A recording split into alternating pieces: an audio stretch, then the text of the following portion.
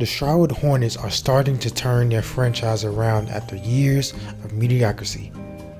Well, okay, it's a start. They're currently on a 7-game win streak, 8-10 in their last 10 games, and they just beat the Pelicans last night. What was it, 102-95? Great win from the Hornets.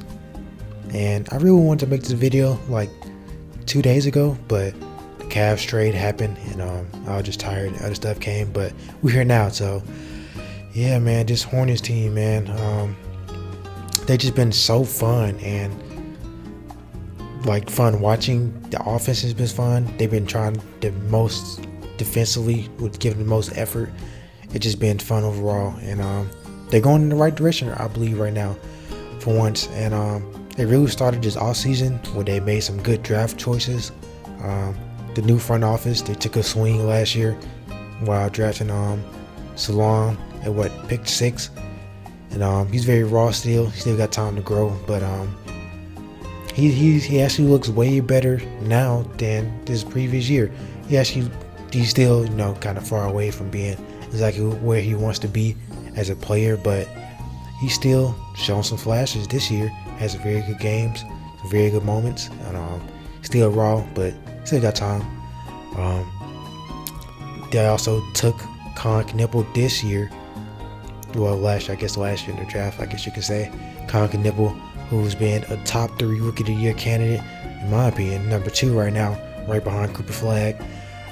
He's been averaging 19 points, 5 rebounds, 4 assists, and shooting 43% from the 3-pointer while shooting 8 attempts per game.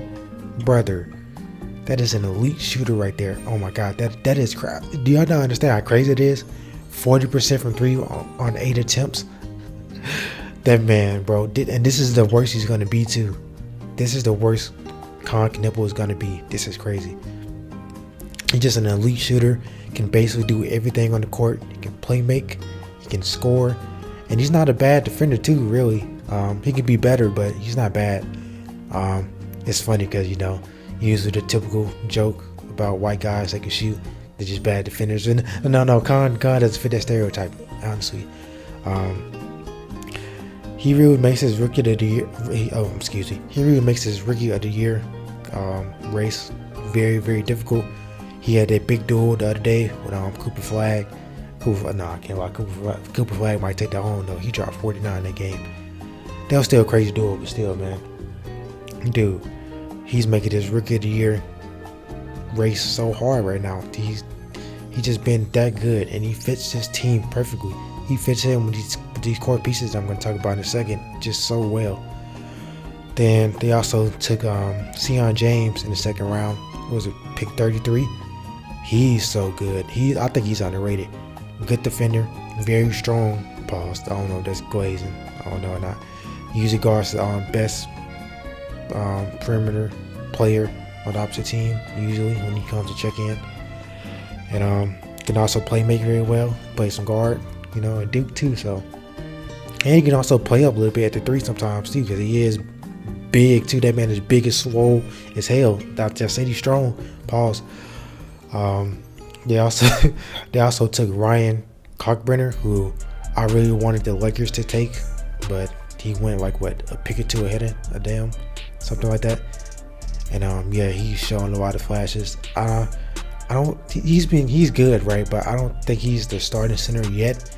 I think he's showing a lot of flashes, and he can be potentially one day. But right now, he still got some work to do. This team is just so good, man. Ryan Cockman also had a lot of impact too when he was drafted too. His first couple games were good too. He's very good. He's gonna have a good career. So is the others that I'm gonna talk about too soon in a second.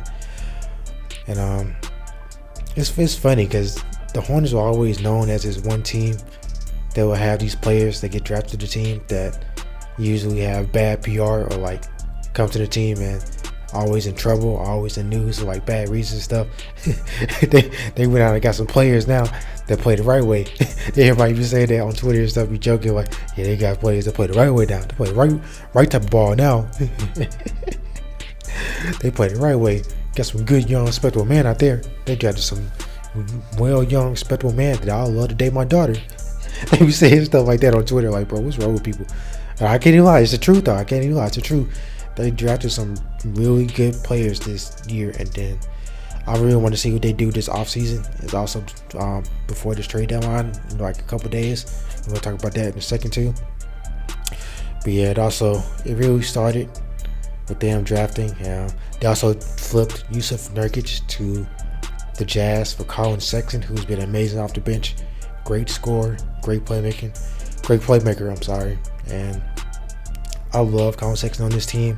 Also love Colin Sexton on a real contender too, but I love him on this team too as well, coming off the bench. He's just so good, especially, I knew this from Cleveland. I knew this from Cleveland days. I ain't gonna lie, that was my very worst take all time that I have.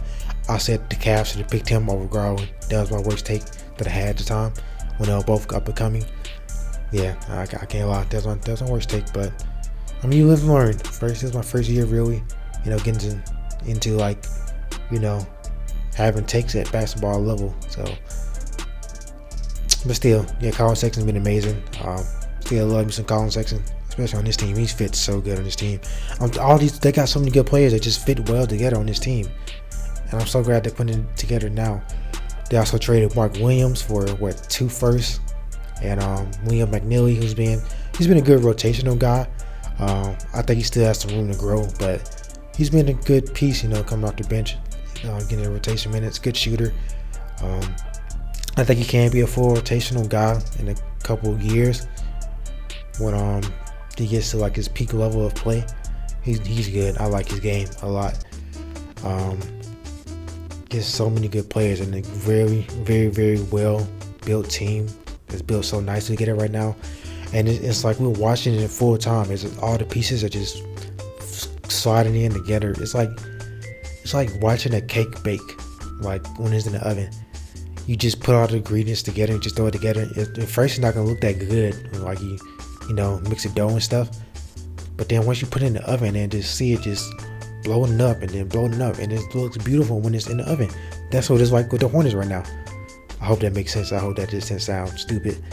But yeah, now we got. Oh my God, I hit my finger. Oh my God. But now we got to talk about the main pieces on this team, man. Brandon Miller has been so good. He's finally been healthy now recently. Hopefully he stays healthy, which I love to see him. I was very high on him coming out of Alabama. I really loved him in his game. I knew he was going to be good. Very great scorer. Averaging 20 points a game right now. With 5 rebounds. Amazing scorer. I think he can get up there and be the first option on this team maybe one day. I really think he can be. That's how good of a scorer I think he can be.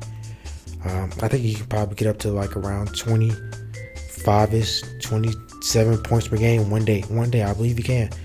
If he just keeps working on his game, I think he can. He's that good to me. LaMelo Ball has been struggling a little bit recently. Well, not recently, due to injury. They had him coming off the bench a couple games, and he bought into it too. So shout out to him for buying into it and trusting Coach Lee, who we're going to talk about later in a second. LaMelo has had some trade buzz around, and rumors around saying that he might get traded or they might move him. But I don't know, man. I love him on this core, on this team right now. I think he needs to stay on the Hornets because I feel like the Hornets just fit his vibe, and I think he just fit this core group they're building around him right now so well with Brandon Miller and Colin Knipple. Yeah, I just love Melo on this team right now. And it's also kind of, should I talk about Miles Bridges? No, first, before Miles Bridges, we're going to talk about Moussa Diabate, man. That man is a hidden gem, and he is nice, man. Great energy guy off the bench. Very young, very talented. I think I don't know if he'll be a starter fully one day, but I know for sure that you would love to have him coming off your bench for like 20 to 27-ish minutes max to just give you great high energy. Averaging 8 points, 8 rebounds a night. Great glass cleaner. Great rim protector. I sound like I'm playing 2K or something, like make a 2K build. But no, for real, that's what he really is. He's just really that good. And he's very young too. Very athletic, very young athlete. You love his energy, his effort, his hustle off the bench too. You really need that too, because you have 4 to 5 guys that are not real good defenders or below average defenders. So you need at least one good rim protector, and he's been very good at that. So I had to give him his flowers. He's been amazing. Shout out Diabate. You Hornets found a gem in him. I love him for this team. Now Miles Bridges though, I think that now with this deadline coming up soon, I think they're gonna probably try to look towards putting him on the market if they haven't already.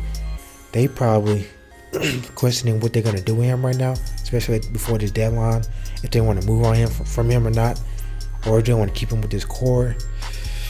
Me personally, I think they should try to dabble out there at the deadline, or right now, because the deadline is what, 2 days basically, and see if you can get a defensive forward man or a defensive wing, somebody like PJ Washington or Anthony Davis. You need somebody that can come in and help on the defensive side of the ball.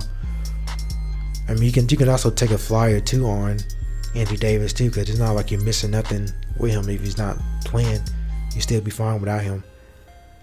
So I really would like to see them. Well, no, I really would love to see them buy at this deadline and try to get them inside the playoff spots and not a play-in, because you can't be in a play-in with the Bulls, Hawks, and Heat. You can't be in that reunion right there. It's not your territory, man.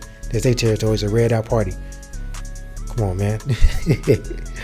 No, for real, seriously, man. I love what the Hornets are doing. Yeah, I love to see them buy. Hopefully they do. I hope so. Miles Bridges on a different team, but I don't know if they'll do that, because I think they love Miles Bridges' chemistry with the core they have already with Brandon Miller and LaMelo. I don't know, but maybe they do. Maybe they do. Maybe they don't care about that. Maybe they say, hey, we just gotta wash your hands. You've been amazing for us. We love this. We loved everything you've done for us, but it's time to move on. That's what it's looking and sounding like it might happen. If not this trade deadline, maybe this offseason. We'll see with him. That's something to keep an eye on with Miles Bridges. I also got to give my big shout out to the main man behind everything right now, Charles Lee, the head coach for this Hornets team and his system, for getting everybody to buy into the system right now with being a defensive coach and have the offensive move like this too is crazy.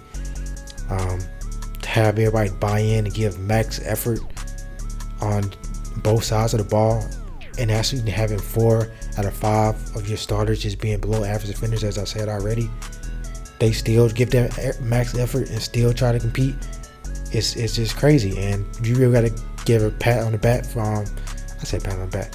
Is it pat on the back? Yeah, pat on the back, right? That's the saying, right? No, you just give a round of applause to Charles Lee, man. Him and his team, they have done an amazing job with this team overall. And having them structured and buy in. I keep saying buy in, but it's really what he did. He just allowed them to buy into the system. And he's even like running around the locker room, showing out great energy too, having fun with the guys, building chemistry with the guys too. You love to see that. You love to see that with a head coach, man. And if they can get this team to like a 6 seed for the playoffs, I can see him being a candidate for Coach of the Year maybe. It's gonna be tough to win it. I don't think he would, because you have to go through Jordan Ott, who's looking like a lock for it, and also JB Bickerstaff for the Pistons. So I don't know if he'll win it, but he'll be definitely up there for the conversation. At least somebody you can consider. But yeah, that's really all I wanted to do for this Hornets video, because I didn't get to put it out a couple days ago. I just want to show my love to this team and this organization and what they've been doing. And especially, also, I got to say this too. Shout out to y'all. I watch Numbers on the Board. I don't know if y'all watch Numbers on the Board a lot, but I listen to the podcast like basically every day. It's my favorite podcast, my favorite show basically. And shout out to them what they did for Pee Wee the Plug, or Pierre Andreessen, for bringing him in and letting him get behind the scenes footage and stuff, just showing him around the organization. That was cool. I mean, if y'all want to do that for me, Hornets, I'm here. Cavs, Hawks, y'all want to do that for me? I'm right here. Hawks, I'm right down the street, Hawks. Right down the street, Hawks. I got a J.O. Johnson jersey. My fault. But yeah, for real though, shout out to Hornets too. Really love this team. I really want to keep seeing them push forward because they're taking a big step right now during this stretch, and hopefully they continue off this momentum. And yeah, man, I really love everything they've been doing. Hopefully they keep going. Don't slow down and get back into being in the play-in and then just being inconsistent. Hopefully everybody stays healthy. And I really, really enjoy this team, this fun team, man. Just want to get under love really quick because they really need it.